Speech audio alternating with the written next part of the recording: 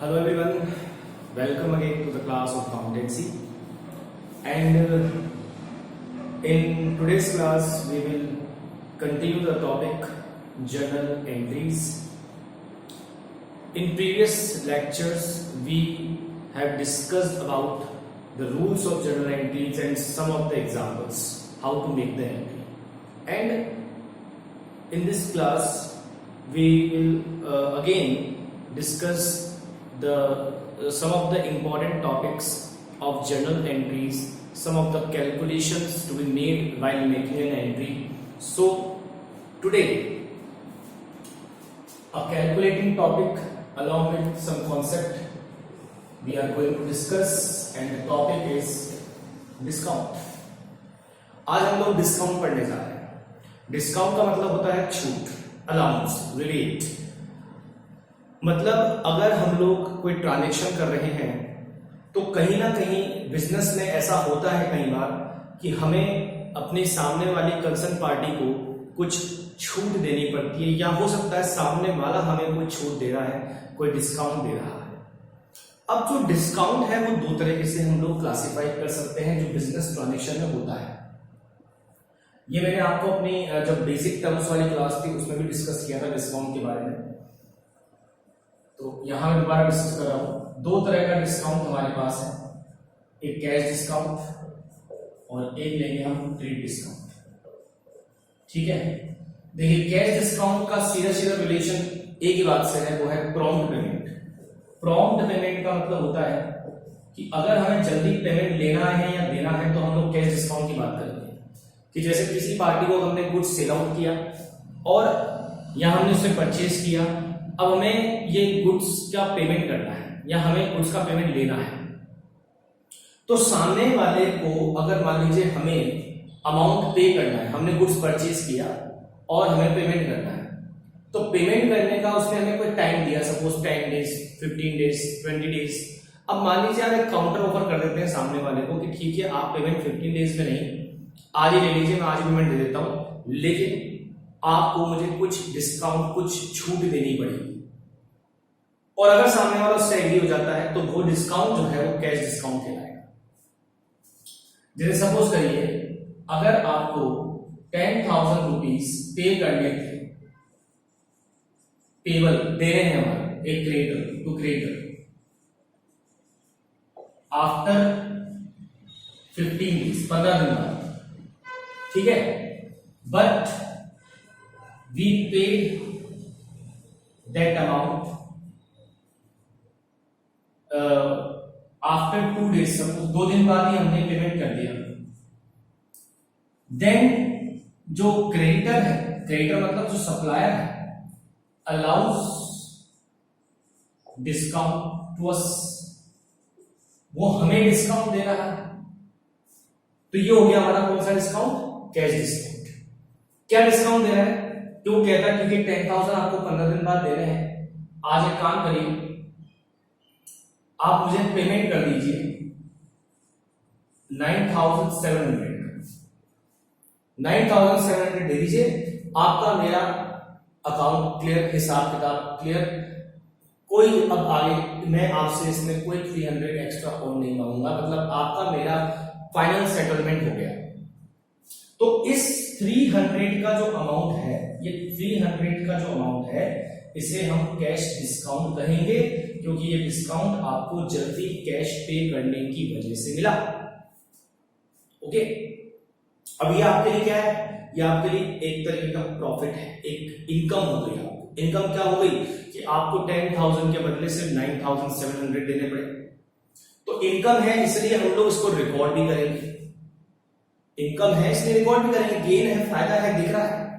तो 10,000 के बदले 9,700 ही जा रहे हैं, तो 300 का जो गेन है, जो इनकम है, उसे हम डिस्काउंट कहेंगे, कैश डिस्काउंट, और उसे हम रिकॉर्ड करेंगे. और रिकॉर्ड करते समय हमारा वही रूल, इनकम को हम क्या करते हैं? क्रेडिट करते हैं, तो क्रेडिट कर देंगे. ठीक है, इसी तरह हम लोग अगर किसी से, ये तो क्या हमें देना है, अब मान लीजिए हमें भी किसी से पैसा लेना है, तो ऐसा ऑफर हम भी सामने वाले को दे सकते हैं कि सपोज आपको 15 डेज में आपको पैसा देना है मुझे, आप 15 डेज नहीं आज ही पैसा दे दीजिए, मैं आपको इतना % या इतने रुपए का डिस्काउंट दे देता हूं, तो वो डिस्काउंट कैश डिस्काउंट है। हाँ, उस केस में जब हम सामने वाले को डिस्काउंट दे रहे हैं तो उसे हम बोलेंगे डिस्काउंट अलाउड, हमने अलाउ किया है, और वो हमारे लिए एक तरीके का एक्सपेंस होगा, क्योंकि सपोज यही 10,000 अगर हमें मिलने होते, हमें लेने होते, और हम सामने वाले को 9700 में एग्री हो रहे हैं, ठीक है 9700 आप दे दीजिए और हमारा काम खत्म, हमारा हिसाब किताब क्लियर, फाइनल सेटलमेंट हो गया हमारा full and final. So 300 rupees आपको कम मिले, ये आपके लिए क्या है, ये आपके लिए एक तरीके का नुकसान है। आप इसको लॉस ट्रीट कर ले या ज्यादा बेटर इसको आप एक्सपेंस ट्रीट करें, क्योंकि ऐसा एक्सपेंसिव बिजनेस में होता रहता है। समझ में आ गई? तो इस तरह के डिस्काउंट को हम क्या कहेंगे, कैश डिस्काउंट। उस केस में जब हम डिस्काउंट दे रहे हैं तो हमारे लिए एक्सपेंस है, उसको हम डेबिट करेंगे। तो डिस्काउंट डेबिट भी हो सकता है, क्रेडिट भी हो सकता है। कंडीशन है आप दे रहे हो, आपका एक्सपेंस है, डेबिट है, सामने वाला आपको दे रहा है, मतलब सामने वाला आपको कह रहा है आप जल्दी पेमेंट कर दो, आपको मिल रहा है डिस्काउंट, आपको कम देना पड़ रहा है, तो आपके लिए प्रॉफिट है, इनकम है, आप क्रेडिट कर दो। ठीक है, सिंपल। अब समझिए कैश ट्रेड डिस्काउंट क्या है। अब हम बात करते हैं ट्रेड डिस्काउंट। देखिए ट्रेड डिस्काउंट जो होता है ये अलाउ होता है एज डिडक्शन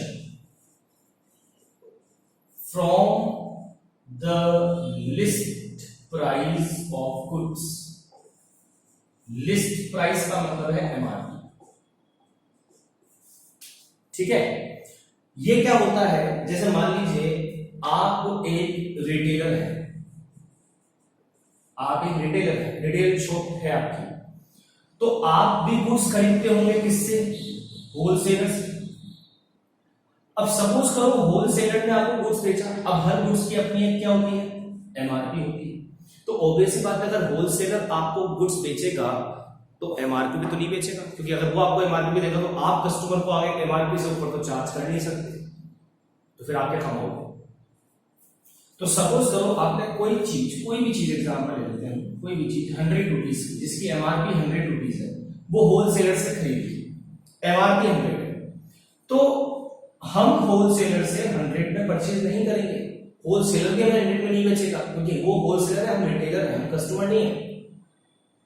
हम आगे जाकर उसको 100 में सेल आउट कर सकते हैं, 100 में जाके हम उसको सेल कर सकते हैं, किसको, टू कस्टमर। हम आगे कस्टमर को 100 में बेच सकते हैं, लेकिन होलसेलर हमें 100 में ही देगा। तो सपोज करिए होलसेलर ने कहा मैं आपको 10% डिस्काउंट दे दूंगा, किस पर, एमआरपी पर, किस पर, एमआरपी पर। तो 100 का 10% हो गया 10 रुपीज। तो मुझे बताओ आपके लिए जो प्राइस है, ये रिटेलर के लिए जो प्राइस है वो कितनी हो गई, वो प्राइस हो गई 90 रुपीज। आपको 100 की चीज कितने मिलेगी, 90 में। अब आप 90 की चीज कस्टमर को सेल आउट करोगे 100 में, तो हम बोलेंगे हमें 10 रुपीज का एक तरीके का क्या हो गया, प्रॉफिट हो गया। बात समझ में? तो यहां पर जो डिस्काउंट दिया जा रहा है वो इसलिए नहीं दिया रहा कि आपसे मैं कह रहा हूं कि आपको जल्दी कैश देना है या लेना है। ये डिस्काउंट ट्रेड रिलेशंस में दिया जाता है, इसलिए इसका नाम है ट्रेड डिस्काउंट। और इसी डिस्काउंट में एक तरीके से सबका प्रॉफिट जुड़ा हुआ होता है। जैसे ये प्राइस किसने तय करी, ये तो होलसेलर ने भी डिसाइड नहीं करी, ये प्राइस डिसाइड करी होगी मैन्युफैक्चरर ने, 100 रुपीज एमआरपी। लेकिन आगे मैन्युफैक्चरर ने भी जब होलसेलर को दिया होगा तो उसने भी कुछ डिस्काउंट पे दिया होगा, फिर होलसेलर ने रिटेलर को जब दिया तो उसने भी कुछ डिस्काउंट पे दिया होगा। अब रिटेलर आगे जब 90 रुपीज से उसको आगे बेचेगा कस्टमर को, तो उसकी भी इच्छा है कि वो भी आगे चाहे तो 100 में नहीं 99 में सेल आउट कर ले, 95 में कर ले, 92 में कर ले। ये उसके ऊपर डिपेंड करता है रिटेलर वो कितना मार्जिन कमाना चाहता है। तो ये जो मार्जिन, ये जो एमआरपी में रिडक्शन हो रहा है ना, इसी को ट्रेड डिस्काउंट कहते हैं। और इसकी कोई काउंटिंग एंट्री नहीं होती। क्यों नहीं होती? क्योंकि ये किसी के लिए प्रॉफिट या किसी के लिए लॉस नहीं है। अगर मैं एक छोटा सा एग्जांपल दूं, अगर होलसेलर ने यही चीज जो 100 एमआरपी को आप साइड में रखिए, अगर यही चीज हमने एमआरपी पे नहीं 90 रुपीज में खरीदी, तो मैं अपनी परचेज, जब मैं परचेज करूंगा, खरीदूंगा, तो मैं कितने में रिकॉर्ड करूंगा, मैं इस परचेज को रिकॉर्ड करूंगा 90 में। अब उसको अगर मैं आगे 95 में सेल आउट कर देता हूं तो मैं सेल रिकॉर्ड करूंगा 95 में। तो डिफरेंस अपने आप मेरा प्रॉफिट शो होगा। अगर सपोज करिए मैं 100 में रिकॉर्ड कर लेता हूं और फिर मैं आगे उसको 95 में सेल आउट कर रहा हूं या 100 में सेल आउट कर रहा हूं, तो मुझे प्रॉफिट कहां होगा? और करना भी नहीं चाहिए मुझे 100 में रिकॉर्ड, क्योंकि सामने वाला मुझे 20% डिस्काउंट पे दे रहा है कुछ चीज। समझ में आ रही बात? अगर आपने उसको 100 में रिकॉर्ड भी कर लिया और ये कहा कि चलो हमें ना 100 की चीज आ रही है, सुनना ध्यान से, हमारे पास चीज तो 100 की आ रही है लेकिन हम पेमेंट 90 रुपए कर रहे हैं क्योंकि इसने डिस्काउंट दे दिया हमारा, तो भी दिमाग लगाइए, आपको आपकी बुक्स में जो आप रिकॉर्ड करोगे, गुड्स की प्राइस रिकॉर्ड करोगे, 100 की तो रिकॉर्ड करोगे। फिर आप उसको जब सेल करोगे तो 100 से ज्यादा आप सेल कर नहीं सकते क्योंकि 100 रुपीज को एमआरपी मैक्सिमम रिटेल प्राइस है। इसलिए ऐसा सिस्टम नहीं होता है। ऐसा नहीं है कि ये कोई प्रॉफिट हो गया आपको, ये प्रॉफिट नहीं है। प्रॉफिट तब तक नहीं जब तक आपने गुड्स नहीं बेचा। कैश डिस्काउंट में हम प्रॉफिट लॉस की बात करते हैं क्योंकि वो गुड्स बेचने या खरीदने के बाद पेमेंट सेटलमेंट में हो रहा है। ये पेमेंट सेटलमेंट में नहीं होता, ये डिस्काउंट पेमेंट सेटलमेंट में नहीं है। ये सिंपली ट्रेड रिलेशंस में, ट्रेड मार्जिन में जो डिस्काउंट दिया जाता है उसी को हम लोग क्या कहते हैं? Trade discount. इसलिए इसकी कोई एंट्री नहीं करते, इसको सिंपली सिर्फ क्या करते हैं? गुड्स की प्राइस में से, लिस्ट प्राइस में से डिडक्ट कर देते हैं। Allowed as deduction from the list price of the goods. और आगे डिडक्ट करने के बाद ही जो प्राइस आएगी उसी पर हम ट्रांजेक्शन को रिकॉर्ड करेंगे, उसी को हम कहेंगे हमारी लिए गुड्स की प्राइस है। क्लियर है बात? इसलिए trade discount is not a profit, not a loss for us. It is simply it is included the profit margin of all the sellers, all the buyers between the chain। जो chain में आ रहे हैं, manufacturer से लेकर customer तक, distributor हो गया, wholesaler हो गया, मैन्युफैक्चरर से लेकर और फिर रिटेलर से कस्टमर तक हो गया, उन सब के लिए उस एमआरपी में कुछ ना कुछ मार्जिन जुड़ा हुआ है और वो सब डिस्काउंट काट कर उस प्राइस में से उस चीज को खरीदते हैं। एमआरपी चेंज नहीं होती, सारी शुरुआत मैन्युफैक्चरर से लेकर रिटेलर तक, कस्टमर तक भी प्राइस चेंज नहीं होगी, एमआरपी वही रहेगी 100, लेकिन उनको वो चीज 100 की 100 में नहीं मिलेगी क्योंकि वो चीज 100 की कस्टमर के लिए है, रिटेलर और मैन्युफैक्चरर के लिए नहीं या होलसेलर के लिए नहीं। Is it clear? तो अब इस चीज को हम एग्जांपल समझते हैं। अभी हमने बात करी कैश डिस्काउंट और डेट डिस्काउंट की, मतलब समझा कैश डिस्काउंट की एंट्री होगी क्योंकि कहीं ना कहीं उसमें प्रॉफिट लॉस इनकम एक्सपेंस का पार्ट इंक्लूड होता है, लेकिन ट्रेड डिस्काउंट की कोई एंट्री नहीं होगी। एग्जांपल है, सिंपल से एग्जांपल से इसको आपको क्लियर कराते हैं।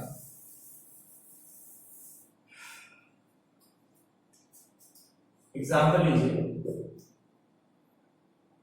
सपोज हमने परचेज किया goods, purchased goods of list price. मैं लिख रहा हूं लिस्ट प्राइस। लिस्ट प्राइस मतलब क्या है? ये एमआरपी है ऑफ ₹50,000, मतलब कोई गुड्स मैं खरीद रहा हूं उसकी एमआरपी कितनी है? 50,000 है।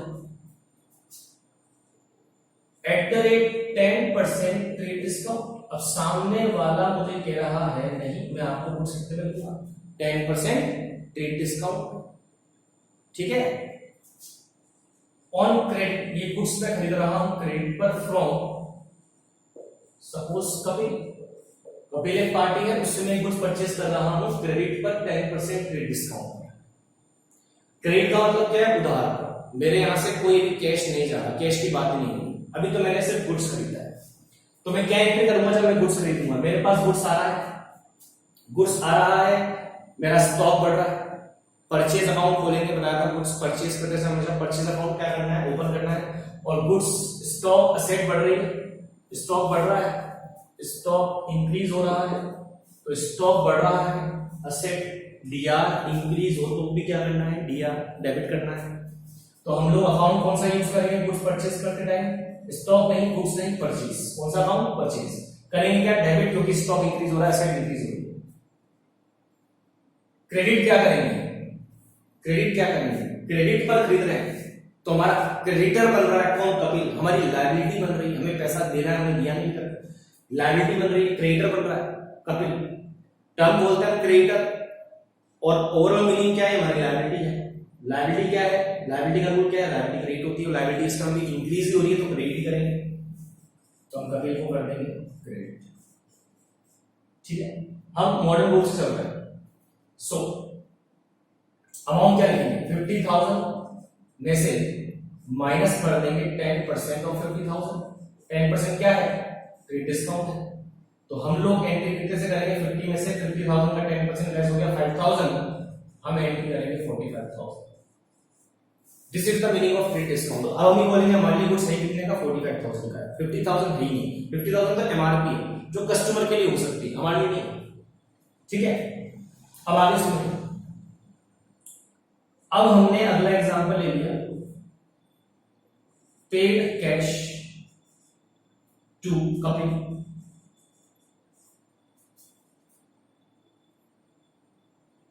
रुपीज, कितने देना है इसको, 45 देना है। सपोज हमने उसको 43,000 या 44,000 दे दिए इमीडिएटली, तुरंत ले दीजिए, ठीक है पैसा ले लो। और आगे बोलते हैं फुल सेटलमेंट। इसका मतलब क्या है, इसका मतलब है कपिल और मेरा हिसाब किताब कंप्लीट। अब कपिल से ना तो मुझे पैसे देने हैं ना लेने हैं, कपिल का हो गया हिसाब किताब क्लियर। तो हमने कैश पे किया 44,000 कपिल को इन फुल सेटलमेंट, का मतलब है तेरा मेरा हिसाब किताब क्लियर। लेकिन आप सोचेंगे हिसाब कैसे क्लियर सर, 45,000 था, दे तो 44 ही रहे हैं। तो फुल सेटलमेंट वर्ड का मतलब ही यहां पर यह है कि भाई अब जो 1,000 है ना वो मैं आपको नहीं दूंगा, और वो 1,000 मेरे लिए क्या है, प्रॉफिट है, डिस्काउंट है। इनडायरेक्टली मैं कह रहा हूं ये क्या है, डिस्काउंट है। जब भी ऐसा आता है कि फुल सेटलमेंट हो गया और फुल सेटलमेंट में हमने इतना अमाउंट कम दिया, तो जो कम हम दे रहे हैं वो क्या है, कैश डिस्काउंट है। क्योंकि अमाउंट मैं उसको तुरंत दे रहा हूं, वैसे तो मैं कब देता हूं उसके हम लोग आपस में तय करते कितने दिन बाद का पेमेंट होता है, लेकिन अभी मैंने उसको तुरंत दे दिया। तो कपिल ने कहा 44 दे दो, तो मैं 1,000 क्या कहूंगा, ये मुझे क्या मिल गया, डिस्काउंट मिल गया, मुझे कम पैसा देना पड़ा। तो मैं एंट्री करूंगा कपिल अकाउंट डीआर। क्यों कर रहा हूं कपिल को डीआर, एक तो कपिल रिसीवर है ट्रेडिशनल रूल से, डेबिट द रिसीवर को डेबिट करो। और दूसरा कॉन्सेप्ट, कपिल मैंने क्या कहा था, कपिल अपने क्या है, क्रेडिटर है। क्रेडिटर क्या है, लायबिलिटी, और लायबिलिटी क्या होती है, सीआर। लेकिन लायबिलिटी यहां बढ़ नहीं रही है, लायबिलिटी क्या हो रही है, कम हो रही है। कम क्यों हो रही है, हम लायबिलिटी क्या कर रहे हैं, पे कर रहे हैं। कपिल जो है लायबिलिटी, हमारी लायबिलिटी क्या हो रही है, लायबिलिटी कम हो रही है, रिड्यूस हो रही है, समझ में आ गया। तो लायबिलिटी कम हो रही है, इसलिए हम लोग क्या करेंगे, डीआर कर देंगे। लायबिलिटी इंक्रीज होगी तो सीआर करेंगे। रिवर्स पेमेंट कर रहा हूं, आपका हिसाब किताब क्लियर कर रहा हूं, आपका अकाउंट बंद कर रहा हूं, आपका अकाउंट बंद कर रहा हूं। आपका अकाउंट तब बंद होगा मेरी बुक से जब मैंने पहले आपको क्रेडिट किया। मैं क्या कर दूं, आपको डेबिट कर दूं, आपका हिसाब किताब क्लियर। और मैं डेबिट कितने से करूंगा, क्योंकि फुल सेटलमेंट हो रहा है, तो मैं आपका अकाउंट डेबिट करूंगा कितने से, 45 से। देखो 45 से क्रेडिट, 45 से डेबिट, आपका मेरा हिसाब किताब हो गया। क्रेडिट करूंगा, क्या दे रहा हूं इसको, क्या दे रहा हूं, पेमेंट दे रहा हूं, कैश दे रहा हूं, मेरे पास से कैश जाएगा, कैश क्रेडिट कर दूंगा। असेट कम हो रही है, कैश असेट है, बैंक बैलेंस असेट है, कम हो रही है, तो डीआर होती है असेट, लेकिन कम हो रही है, क्या कर देंगे, सीआर उल्टा कर देंगे। कितना, 44,000। क्लियर है। अब आप देखो आपके डेबिट क्रेडिट में भी डिफरेंस दिखेगा, डेबिट में 45, क्रेडिट में 44 ही। डेबिट क्रेडिट मैच नहीं हुआ, डबल एंट्री सिस्टम के हिसाब से डेबिट क्रेडिट मैच नहीं हुआ पूरा। तो 1,000 अभी भी कुछ ना कुछ क्रेडिट होना चाहिए। क्या क्रेडिट होना चाहिए, तो 1,000 का में क्या हो रहा है, प्रॉफिट हो रहा है। प्रॉफिट क्या हो रहा है, इनकम हो रही है, क्योंकि हमें 45 के बदले कितने देने पड़े, 44 देने पड़े। ये हमारी प्रॉफिट है या इनकम है, गेन है। क्या करेंगे, सीआर। तो यहां लिख देंगे सीआर, और नाम क्या देंगे इसको, कि ये क्या है, ये एक तरीके का डिस्काउंट है, इसको बोलेंगे डिस्काउंट रिसीव्ड अकाउंट। कौन सा अकाउंट, डिस्काउंट रिसीव्ड, हमें डिस्काउंट मिला है। तो जब भी आप कैश दोगे आपको डिस्काउंट नहीं देना, आपको डिस्काउंट मिलेगा। सामने वाले को आप कैश दोगे तो आपको डिस्काउंट देगा। कैश जा रहा है और 1,000 का में क्या मिल रहा है, डिस्काउंट। समझा, बहुत सिंपल सी बात है, जनरल ट्रांजैक्शन है। किसी से मैंने गुड्स परचेज किया 45,000 का, मतलब 50 का, लेकिन 10% ट्रेड डिस्काउंट मिल गया, तो मेरे लिए कुछ तो 45 का ही है। अब देखो मैंने ट्रेड डिस्काउंट कहीं एंट्री नहीं करी, कहीं दिखाया मैंने, सिर्फ कम कर दिया। और उसके बाद जब मैंने उसको पेमेंट किया तो मैंने कैश डिस्काउंट की बात भी कर दी कि मैंने 45 देने थे, लेकिन 44 देकर आपका हिसाब किताब क्लियर कर दिया, ये 1000 का मुझे प्रॉफिट हो गया। तो इस तरीके से ये कैश डिस्काउंट का एग्जांपल हो गया और ये ट्रेड डिस्काउंट का एग्जांपल हो गया। समझ में आ गई बात नहीं? इन दोनों को हम एक साथ भी ले सकते थे, इन दोनों को हम एक साथ भी ले सकते थे, ठीक है। अब एक साथ में क्या होता है, फिर कंबाइंड एंट्री बन जाती, ठीक है। तो ये हो गया परचेज का ट्रांजैक्शन। अब हम लोग इसके बाद लेंगे सेल का ट्रांजैक्शन, उसमें भी आपको समझाते हैं डिस्काउंट कैसे काम करता है। हाँ जी, देखिए अभी हमने एक ट्रांजैक्शन लिखा है, sold goods to Deepak 80,000 5% trade discount पर।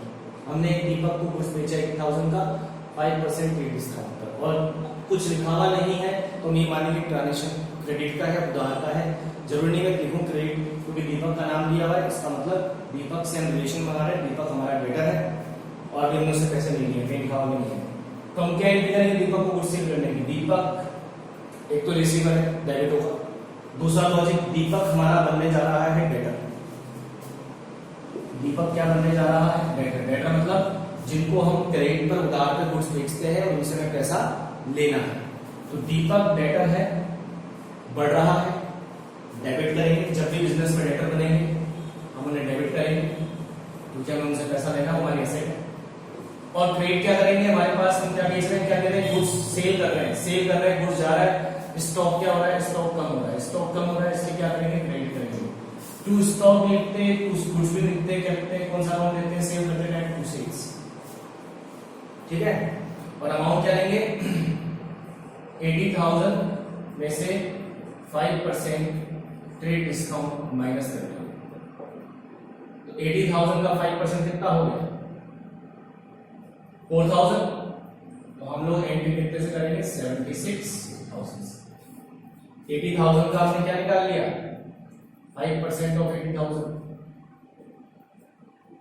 4,000 आता है, लेस करा 76 एंट्री कर दी। तो हमारे लिए गुड्स एक्चुअली हमने 80,000 की सेल नहीं करी, क्योंकि 80,000 तो लिस्ट प्राइस थी, एमआरपी के नहीं मानेंगे। तो हमने उसको बेचा कितने में है, 76,000 में, हमारी सेल 76 की। अब क्या हो रहा है, देखिए हमें कैश मिल रहा है दीपक से after allowing him discount of 2%। दीपक बोल रहा है कैश ले लो आज ही, या जब भी वो दे रहा है कैश दे रहे हो, और हम उसको अलाउ कर रहे हैं कि भैया 2% डिस्काउंट। 2% डिस्काउंट मतलब ये कैश डिस्काउंट की बात कर रहा है, हम अलाउ कर रहे हैं, क्योंकि अभी पैसे लेने की बात आ गई। जब पैसे लेने के समय डिस्काउंट की बात आएगी तो वो कैश डिस्काउंट है। तो हम लोग यहां एंट्री क्या करेंगे, हमारे पास कैश आ रहा है, हम कैश को तो कर देंगे डीआर, कैश को कर देंगे डीआर। कितना कैश आ रहा है हिसाब बनाए, हमें लेने कितने थे, 76,000। 76,000 में से 2% डिस्काउंट माइनस हो जाएगा, तो 76,000 का 2% कितना होगा, 76,000 का 2% हो गया आपका 760 मल्टीप्लाई करें तो 1520 1520। तो 760 में से 1520 रुपए आप माइनस कर ले तो आपको कितने रुपए मिलेंगे, आपको मिलेंगे 74,000 और 480,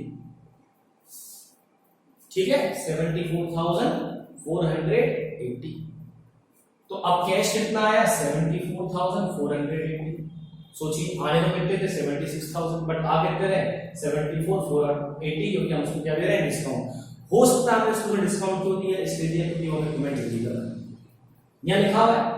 अभी पिछला जो परचेज वाला बात करें थी उसमें लिखा होता है इन फुल सेटलमेंट, बट तो फुल सेटलमेंट का मतलब भी क्या है कि भाई अब उसमें तो क्या होता है, अमाउंट का डिफरेंस देखना होता है, इतना लेना था इतना मिल रहा है या इतना दे रहे हैं, इसका मतलब बाकी का अमाउंट डिस्काउंट है, कैश डिस्काउंट।